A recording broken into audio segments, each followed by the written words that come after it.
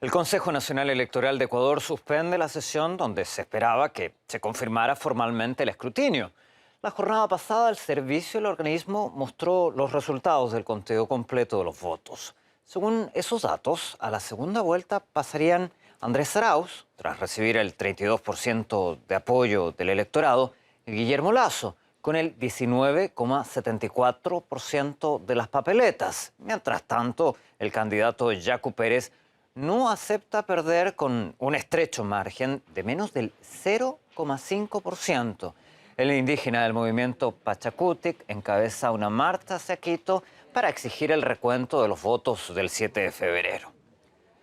Desde el organismo electoral afirman que los más de 250 observadores internacionales que vigilaron el proceso confirmaron la transparencia de las elecciones generales. Y para analizar la carrera electoral en Ecuador y sus posibles perspectivas, conectamos en directo con el abogado y politólogo Jacobo Quintero Touma. ¿Qué tal? Gracias por estar con nosotros. El Consejo Nacional Electoral suspende esta sesión de certificación de los votos. ¿Qué genera tantos obstáculos? 13 días, ¿no? 13 días después de estos comicios. Bueno, gracias por la invitación. Realmente sí, el tema de la suspensión es un asunto meramente administrativo. No hay mayores sorpresas aquí. Son los resultados que se esperaban, son los resultados que se vienen conociendo hace días. Obviamente pienso que estas situaciones administrativas se están dando por las presiones fácticas que tratan de imponerse sobre los procedimientos. Recordemos que hay una pérdida grande de institucionalidad en el Ecuador y eso hace que no veamos la fuerza que debería tener una institución como el Consejo Nacional Electoral.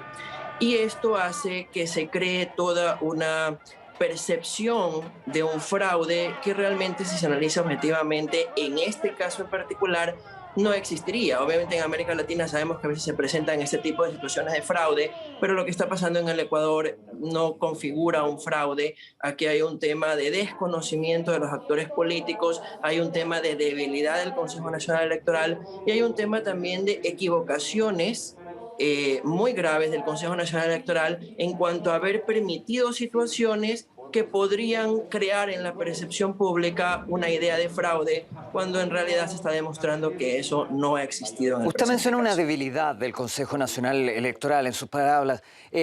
Sin embargo, desde la página web de este organismo, la jornada anterior ya había confirmado que Guillermo Lasso es el candidato que pasa a la segunda vuelta. Ahora suspende esta sesión. Mientras tanto, avanza esta marcha hacia Quito que representa al candidato Yacu Pérez. ¿No genera toda esta incertidumbre más inestabilidad? Total, estoy totalmente de acuerdo con usted. No solo es el Consejo Nacional Electoral, el Ecuador sufre una crisis de institucionalidad. El gobierno actual realmente ha permitido una debilidad total en toda la institucionalidad del país y eso ha generado efectos en otras funciones del Estado. En este caso en particular, hay el temor de muchos organismos, en este caso el Consejo Nacional Electoral indudablemente está impregnado de ese temor, de que haya un levantamiento popular, en este caso de los indígenas, algo similar a lo que pasó en octubre del año pasado, pero esas eran otras situaciones, otros contextos y no eran solo los indígenas los actores de ese levantamiento popular. Y en este caso realmente esta poca institucionalidad ha hecho que no se tomen con determinación las decisiones en los momentos oportunos. Por ejemplo, si nosotros analizamos este acuerdo entre el candidato Guillermo Lasso y el candidato Yacu Pérez, que se hizo bajo el techo del propio Consejo Nacional Electoral días atrás, en donde se reunieron en la sede del Consejo Nacional Electoral y llegaron a un acuerdo que a todas luces es ilegal desde la legislación ecuatoriana. El procedimiento que ellos acordaron no es el procedimiento que marca el Código de la Democracia. Por lo tanto, es absurdo que el Consejo Nacional Electoral haya impulsado este acuerdo en su propia sede cuando sabía que se estaban violando los procedimientos.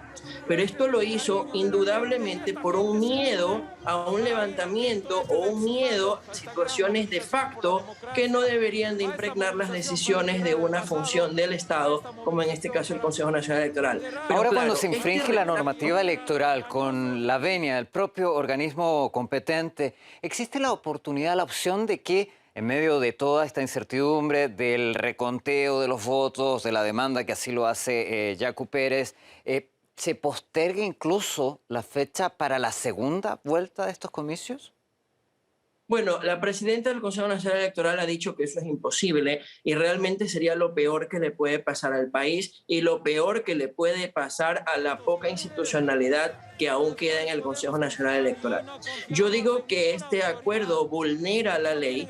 ¿Por qué? Porque la ley establece claramente cuáles son los procedimientos para las impugnaciones y hay que proclamar resultados, luego de lo cual un candidato tiene un tiempo específico en la ley para poder impugnar resultados en base a ciertos motivos específicos, como presentar actas que constaten lo que él denomina un fraude.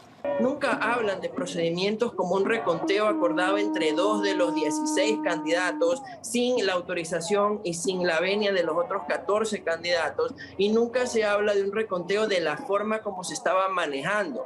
Encima, un acuerdo que fue inaplicable porque hablaban de recontar una cantidad de provincias y no establecieron ni siquiera cuáles provincias iban a ser recontadas, y luego vino obviamente el no acuerdo de los candidatos en cómo aplicar el acuerdo que ellos mismos habían llegado y que a todas luces era ilegal desde la legislación electoral ecuatoriana. Entonces, Sin duda creo que que no urge va a haber revisar un retraso.